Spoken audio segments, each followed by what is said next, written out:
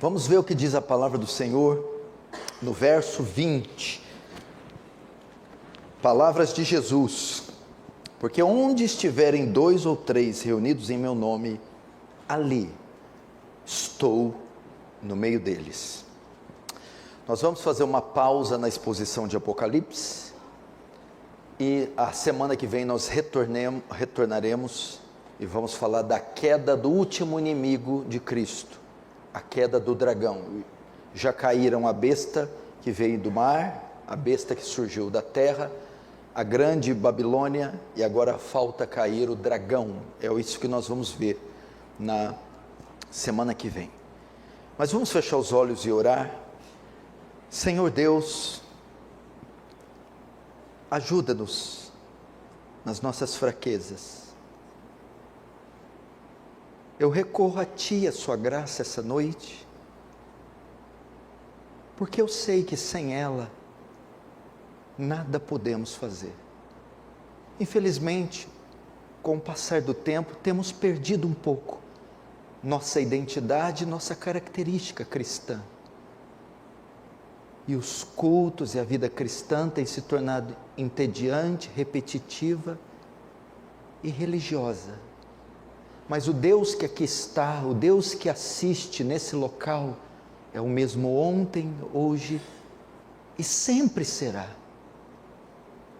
Ó Deus, por favor, eu te imploro, nos dê de novo aquela doçura dos primeiros anos, aquela ternura em te ouvir, em te ver, aquilo que eles chamam de primeiro amor, o encanto com o culto, o encanto com a igreja, o encanto com a escritura, o encanto com o louvor, o encanto com a fé. Que a nossa fé não seja algo secundário, como tem se tornado para alguns. Não. Ajuda a resgatar a paixão, o fervor, a singeleza, a simplicidade, ingenuidade cristã de outrora. Tira de nós as cisternas rotas que cavamos, que não retêm água, aquelas que deixamos, aquelas que tomamos no lugar do manancial de águas vivas. O Senhor, eu não tenho poder para fazer tal coisa, eu não posso ludibriar mentes e corações, eu não posso convencê-los que Tu é o mais formoso entre os milhares, se o Seu Espírito não fizer, que Tu és a pérola de grande valor, que tudo nessa terra, os tesouros, os ofícios, são refúgio, como Paulo diz, pelo conhecimento de Cristo Jesus, nosso Senhor. Oh Deus, nos faz novamente crianças, ingênuas, simples, singelas, despretensiosas, que têm como único objetivo honrar o Salvador. Tira os ídolos do nosso coração e as lealdades que infestam ele. Tire o brilho e o fascínio da feira da vaidade, desse mundo que tanto nos engana. Coloca nossos olhos apenas em Ti. Que Teu reino avance, que o Senhor receba glória para Si e nos conforme a Sua imagem. Em nome de Jesus. Amém.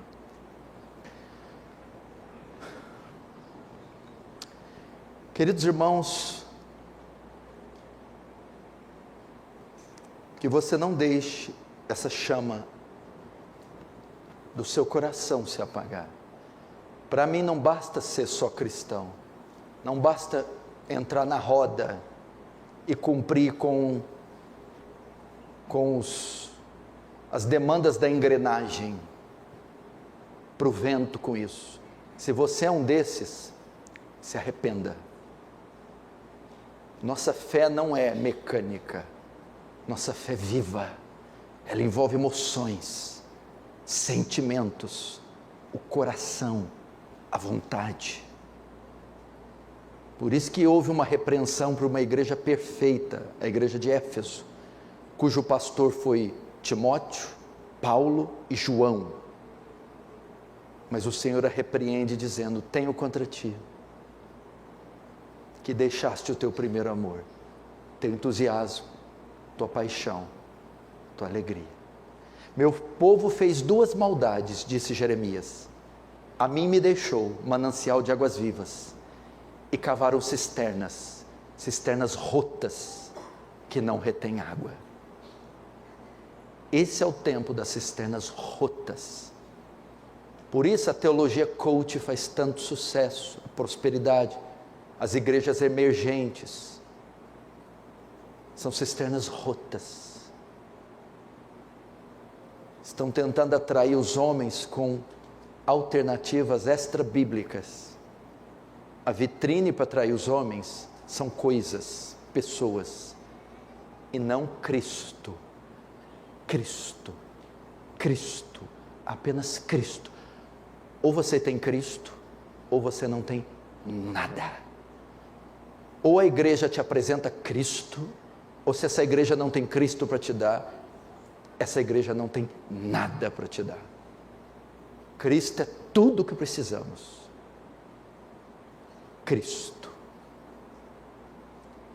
Pastoreie seu coração.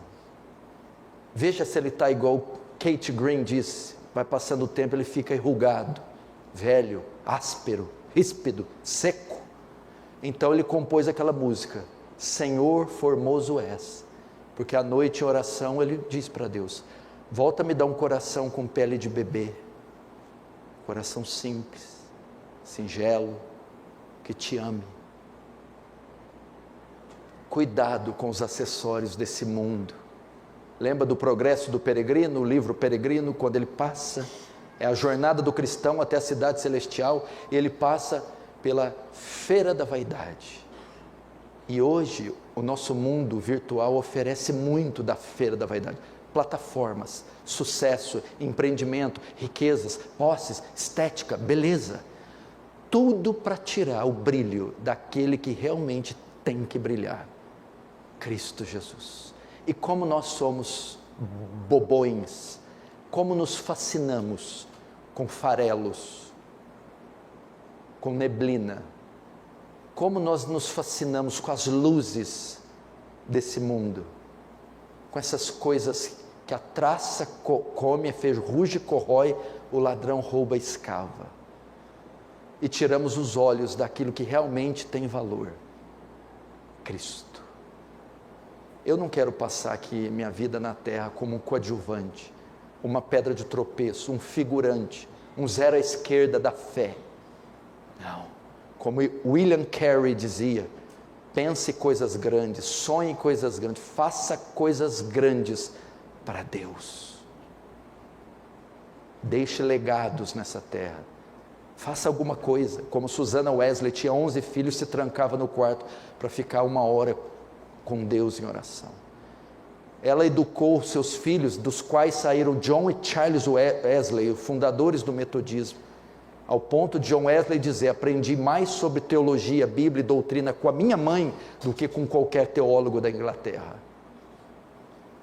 João Calvino, com 24 anos, já tinha escrito um dos maiores compêndios reformados de todos os tempos, as Institutas da Religião, 24, 25 anos.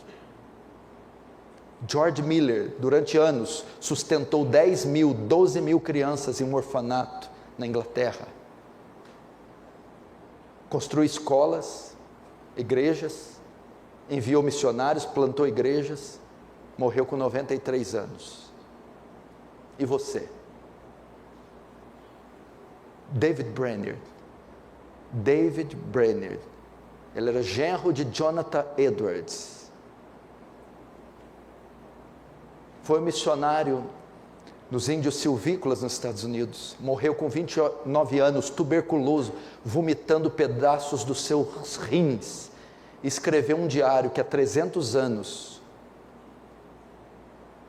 é publicado e lido até hoje. Para mim, é o melhor livro que eu li depois da Bíblia, o Diário de David Brainerd, que influencia milhares de homens e mulheres até hoje, as missões e a oração. Eu aprendi a orar e jejuar com David Brainerd, que se gastou e se deixou gastar nas florestas americanas até morrer com 29 anos. Nossos jovens hoje não sabem nada de Jesus, nada de oração, nada da palavra de Deus, nada. Por isso que tem que exibir filmes para eles, porque senão chama para ficar o dia inteiro aqui orando e jejuando, para ver se vem alguém.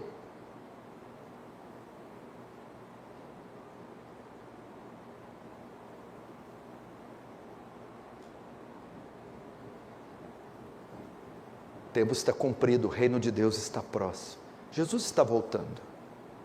Eu já disse para algumas pessoas, se a minha geração, se eu não ver a volta de Jesus, meus filhos verão.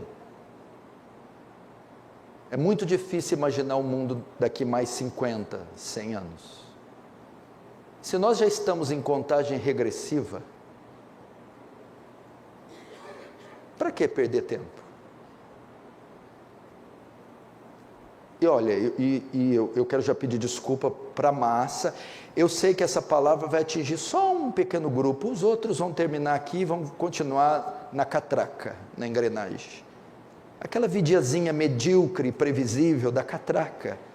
Então não é para você, é só para os solos férteis, para aqueles inconformados com esse mundo, inconformados com o seu próprio estado espiritual. Aqueles que não querem passar batido nessa geração. Aqueles que não se conformam em ser como os demais.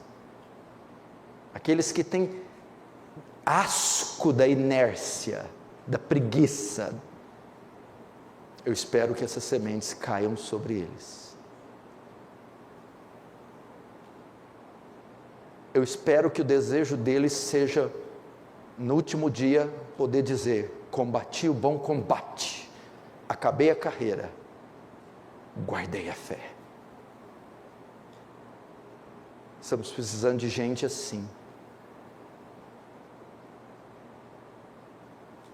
Paulo disse: me gastarei e me deixarei gastar por vós. Me gastar, se gastar para o reino, para Cristo. Charles Studi dizia o quê? Uma vida só, e logo passará. E somente o que for feito por Cristo, permanecerá. Não ajuntai tesouros na terra, Jesus diz, onde a traça come, ferrugem corrói, ladrão escapa, mas juntai tesouros nos céus. Você está juntando tesouros nos céus? Qual a última vez você evangelizou alguém, trouxe alguém para o culto? Fez alguma obra? Passou o dia em oração e jejum? Acordou de madrugada para interceder por algum país, da janela 1040? Doou parte das suas economias para alguma obra missionária? O tempo está passando. Eu lembro quando o Paul Washer esteve aqui conosco na última vez, ele ficou aqui depois da conferência dos Cuns, 2, 3 dias.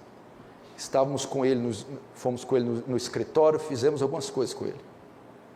Então quando estávamos com ele, ficávamos 20, 30 minutos sem fazer nada, ele já se levantava: tem alguma coisa para eu fazer para o reino aí? 20 minutos parado é muita coisa. O que podemos fazer? Visitar alguém, orar, gravar um vídeo? Vamos? 20 minutos. É muito desperdício para o reino. Quanta coisa podemos fazer. Será que não é a hora de você sair da zona de conforto, deixar de dar trabalho e vir bater continência para o capitão da sua salvação e perguntar quais são suas ordens? Chega de ser o povo do deserto. Moisés, Moisés, murmuração, queixume. Seja como Josué e Calebe, os que estão à frente. Só apresenta o problema, dor de cabeça, queixa. Não chegou a hora de apresentar soluções, respostas? Pensem nisso, reflitam como vocês têm levado a vida de vocês. Jesus disse: grande é a seara, e poucos são os ceifeiros. Rogai ao Senhor da seara, que envie ceifeiros, homens aptos, mulheres aptas, para o serviço cristão, para a obra cristã. Reflita, queridos irmãos, Cristo vem, Cristo está às portas. Veja a terra, a Bíblia diz que a terra funcionaria como um embaixador. O que é um embaixador? O que é uma embaixada? Ele vem em nome de outro reino, ele vem em nome de outro governo, ele vem em nome de um rei, de um estadista, e ele vem, anuncia suas palavras, e ele vai à frente anunciando a vinda desse governante. É isso que o embaixador faz, um embaixador dos Estados Unidos, um embaixador de Israel, ele representa o chefe de Estado e vem anunciar a vinda dele. A Bíblia diz que o mundo, a terra, funcionaria como embaixador de Cristo. Os terremotos e furacões, enchentes, falência no sistema econômico, falência religiosa, seria como um embaixador anunciando a chegada do seu rei, a vinda do seu rei. E o mundo tem anunciado, tem tocado as trombetas. Olhe para o cenário religioso, político, cultural, geográfico. Veja, são sinais, são trombetas anunciando a volta do Senhor e Salvador, Jesus Cristo. Para que ninguém diga que foi pego de surpresa, para que ninguém diga que não sabia. Vejam só esses sinais. Portanto, vigiai, o Senhor diz, está em alerta, apercebidos, acordados.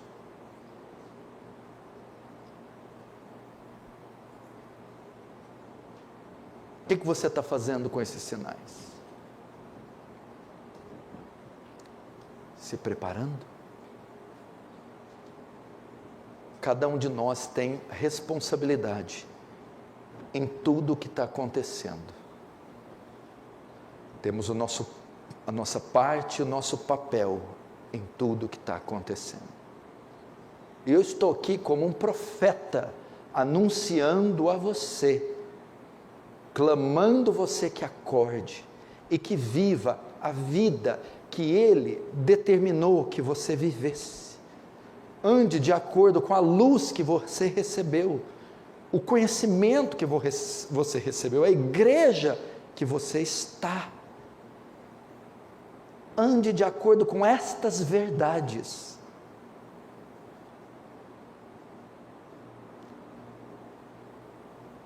Sabe qual é o meu maior desejo para essa igreja? É talvez aquilo que a igreja brasileira, ou o Brasil, mais necessita: um avivamento.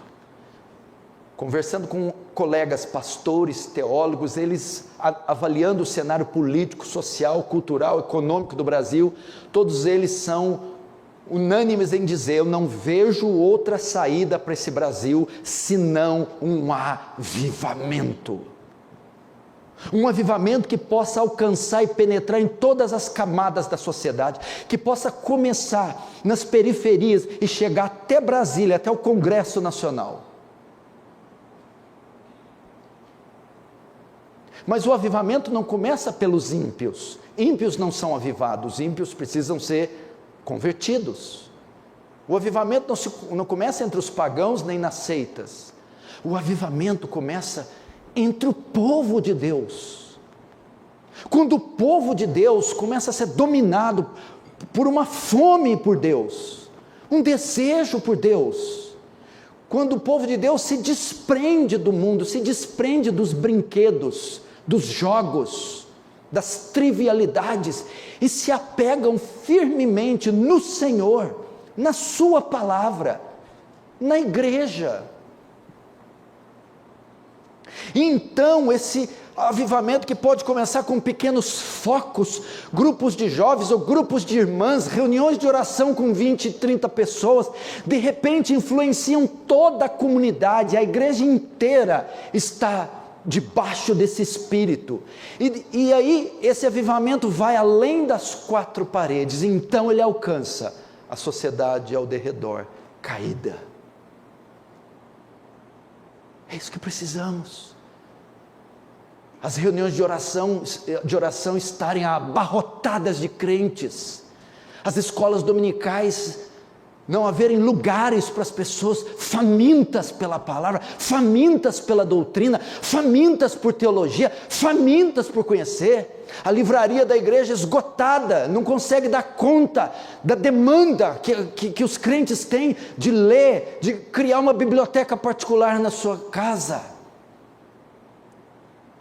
Quando acontece isso, quando os jovens são tomados de um amor por Jesus, quando eles deixam os estúpidos videogames, as mídias sociais, as plataformas digitais, o vício na internet, e se voltam para coisas jamais vistas dentre eles, horas a fio estudando as escrituras, 1, 2, 3, 4, horas a fio com a oração, envolvendo nos trabalhos evangelísticos da igreja, na limpeza, na manutenção. Quando esses jovens são tomados por isso, perdem todo o gosto pelo mundo, e os olhos deles começam a brilhar por Cristo, começa o coração a ser invadido por um fascínio pelo Senhor Jesus, um fascínio por aquela cruz sangrenta, um fascínio pelo Evangelho, um fascínio pelo Espírito Santo. Então se cumpre a palavra de João: jovens, eu vos escrevi porque sois fortes, porque já venceste o maligno, porque a palavra de Deus permanece em vós. Então nós temos na igreja homens como Sadraque, Mesaque, Abednego, Daniel, José, Davi. Esse avivamento, quando até as crianças são dadas as atividades espirituais, até elas se quebrantam, até elas começam a ler as escrituras, até elas começam a gastar mais tempo com Deus. Esse é avivamento, é fome de Deus, desapego do mundo. Veja quantos brinquedos nós temos, veja o nosso celular quanto toma o nosso tempo, veja quanto entretenimento, veja quantas plataformas de flicks que nós temos, a quantidade de jogos, de filmes, de entretenimento, a quantidade vasta que consome e traga, e os seus tentáculos imergem os homens e os deixam frios, secos, vazios, sem identidade. Os trabalhos, o glamour da fama, o glamour do status quo, o glamour do reconhecimento, vai sufocando, matando, suprimindo, e nós vamos nos tornando uma igreja anã, nanica, sem expressão, fraca, pequena, miúda, que não tem expressão nenhuma, é só pomposa, estética, bela, bonita, mas é sem vida, sem fogo, sem amor, é oca, é mentirosa, é falsa, é fake. Falta vida, porque ela está fascinada, enamorada do mundo. Mas quando o avivamento vem, e ele é comparado a um fogo, é como fogo sobre o ouro, sobre a pedra preciosa, aquele metal vai se desprendendo de todas as impurezas, e aquele fogo desce, então as impurezas, os brinquedos, as luzes, os eletrônicos, os ídolos vão se derretendo, vão se desprendendo, vão se soltando, e aquele ouro é puro, ele só tem olhos para Cristo, ele só quer Cristo, ele ama Cristo. Avivamento. Agora já temos uma prova que nós não temos né? Porque nós estamos grudados nos metais. Já temos uma prova e não temos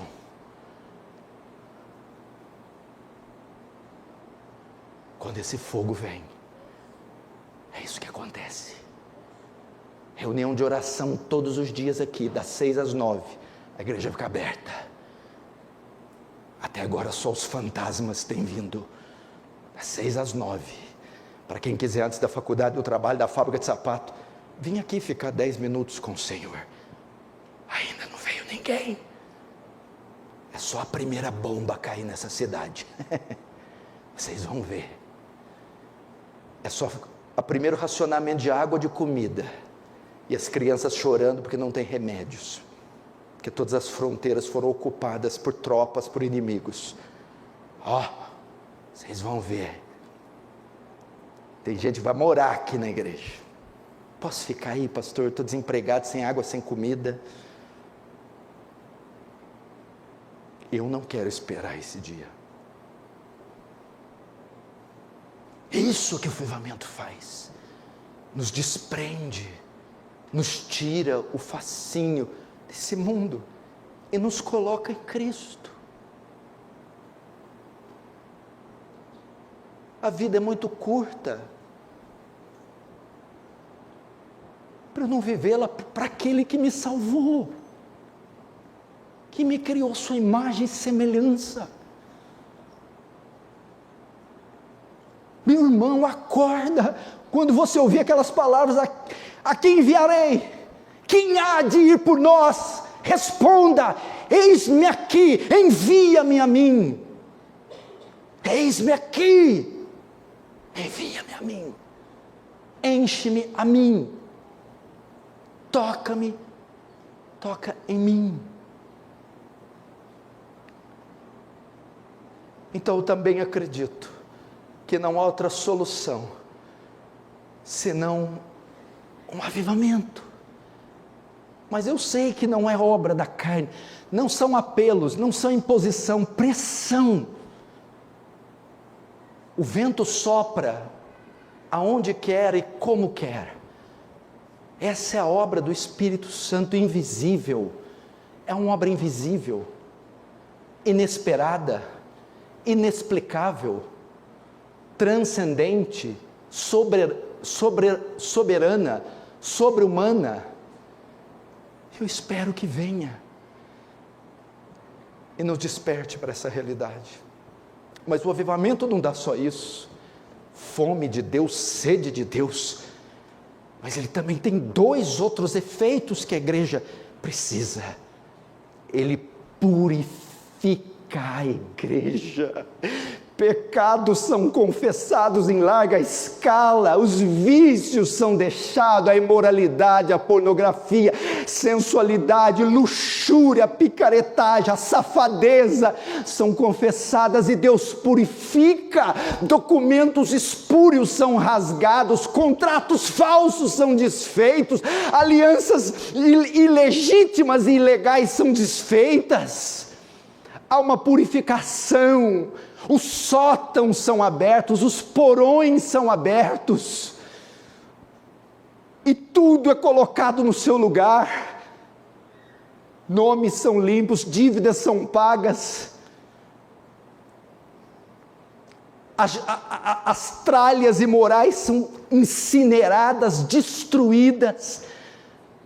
A pureza nos olhos, pureza na mente, pureza nas mãos, pureza no corpo, pureza nos papéis, pureza nos documentos, pureza nos negócios, pureza nas relações, purezas nas sociedades, pureza. Há uma confissão de pecados,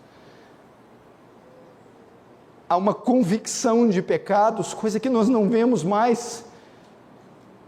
John Bunyan agonizou pelo seu pecado 1 ano e 6 meses, 18 meses, sentindo convicção, vomitando, confessando, abandonando, chorando, sentindo angústia pelo seu próprio pecado.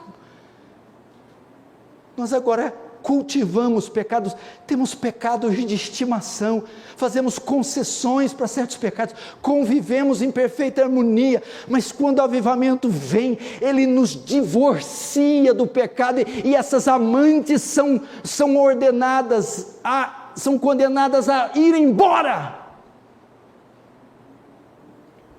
O avivamento expulsa as nossas amantes, os nossos ídolos. Então há choro. Qual a última vez que você chorou pelo seu pecado?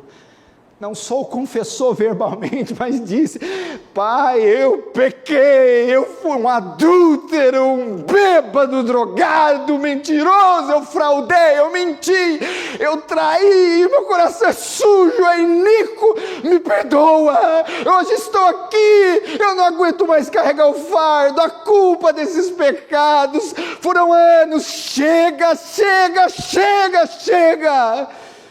E os pecados são confessados, são abandonados.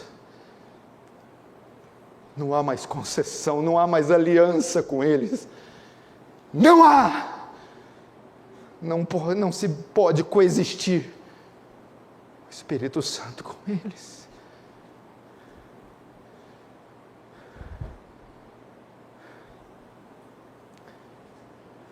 Pecados.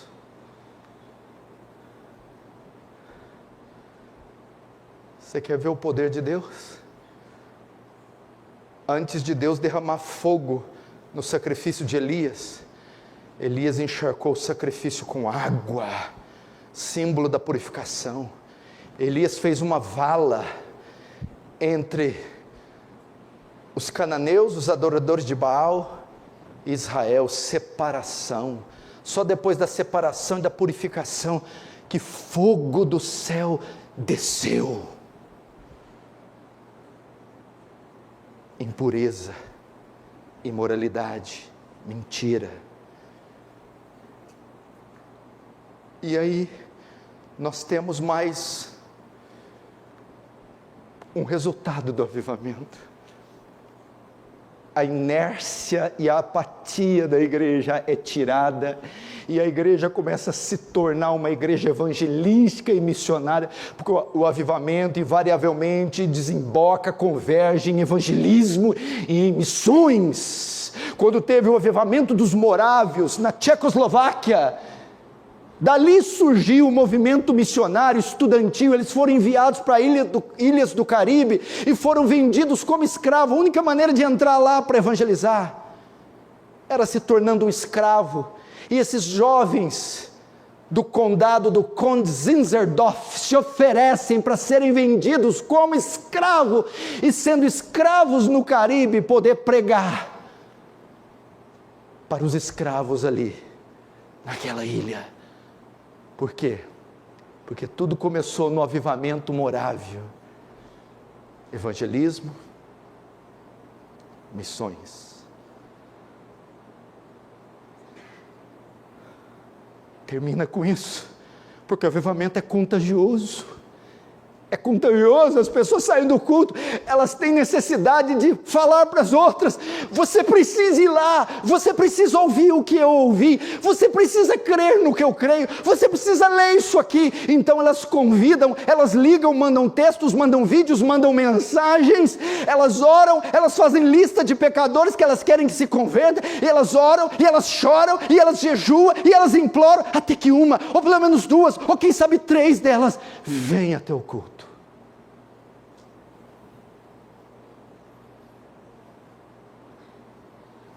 Avivamento termina em evangelismo.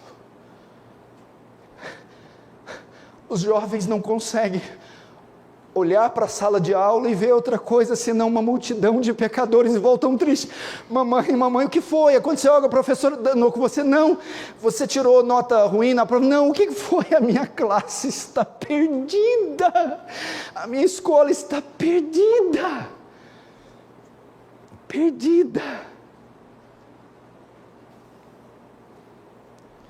Trabalho.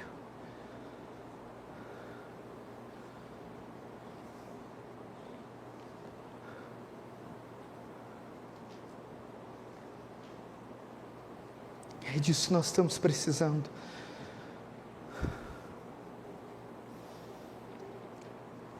Desculpe, não era isso que eu ia pregar,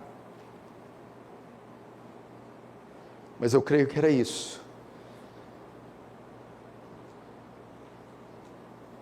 que Deus quer comunicar com você. E eu quero convidar você, vem fazer parte dessa obra, vem.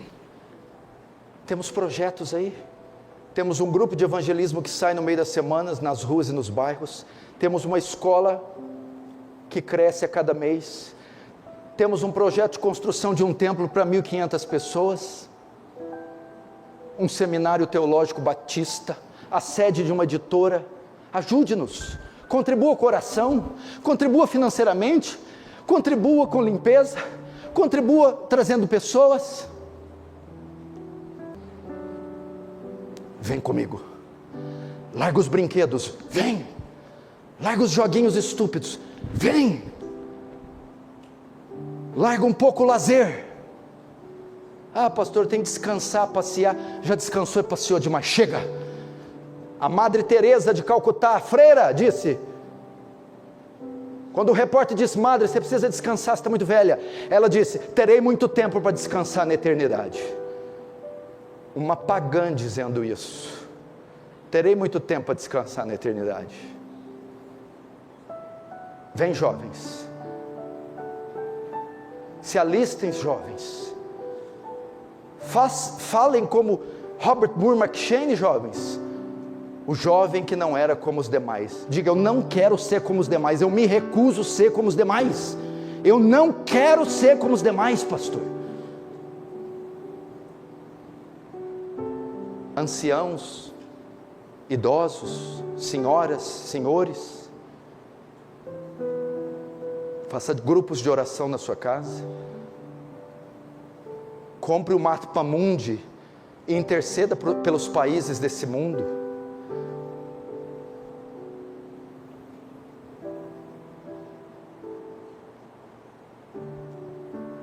Abençoe a obra de Deus. O que você acha da gente começar agora? Vamos começar orando, como dizem, levantando um clamor. Vamos então, quem tiver a liberdade de se ajoelhar, pode se ajoelhar, quem não puder, ore sentado mesmo. Vamos começar esse avivamento orando e clamando ao Senhor.